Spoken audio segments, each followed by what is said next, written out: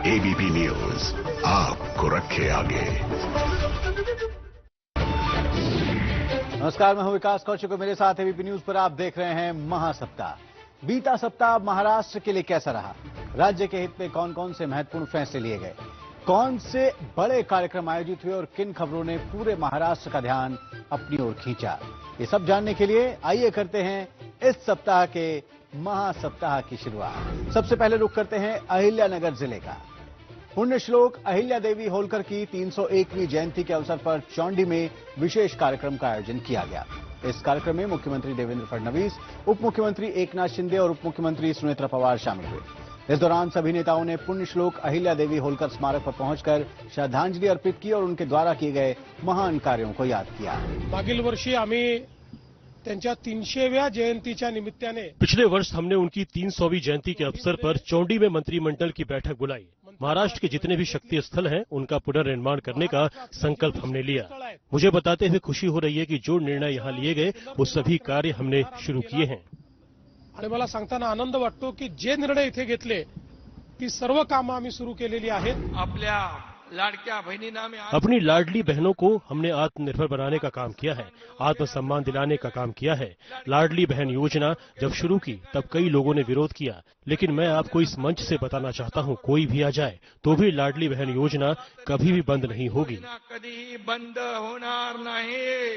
अहिल्या देवीच्या नावानं अहिल्या देवी के नाम से एक भव्य स्मारक, महिला सशक्तिकरण के लिए आदि शक्ति अभियान और उन पर आधारित एक बहुभाषी फिल्म तैयार करने का निर्णय हमारी महायुति सरकार के मंत्रिमंडल ने लिया है।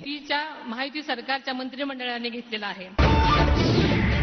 अब बढ़ते हैं अगली खबर की ओर। देश का पहला एकीकृत शहरी ठोस कचरा प्रसंस्करण यानी प्रोसेसिंग प्लांट नागपुर के भांडेवाड़ी डंपिंग यार्ड में तैयार किया गया है। इस परियोजना के जरिए कचरा मुक्त शहर की अवधारणा को साकार किया जाएगा।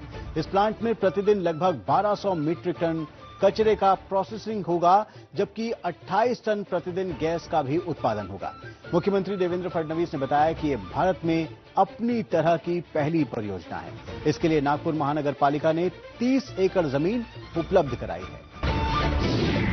और अब बात करते हैं मुंबई टेक वीक की। मुंबई के बांद्रा कुर्ला कॉम्प्लेक्स यानी बीकेसी में आयोजित मुंबई टेक वीक 2026 का उद्घाटन मुख्यमंत्री देवेंद्र फडणवीस ने किया। इस मौके पर मुख्यमंत्री ने विश्वास जताया है कि महाराष्ट्र आर्टिफिशियल इंटेलिजेंस यानी एआई क्रांति का नेतृत्व करने में पूरी तरह सक्षम है। उन्होंने कहा कि आने वाले समय में महाराष्ट्र न सिर्फ देश में बल्कि दुनिया भर में एआई के क्षेत्र में अग्रणी भूमिका निभाएगा।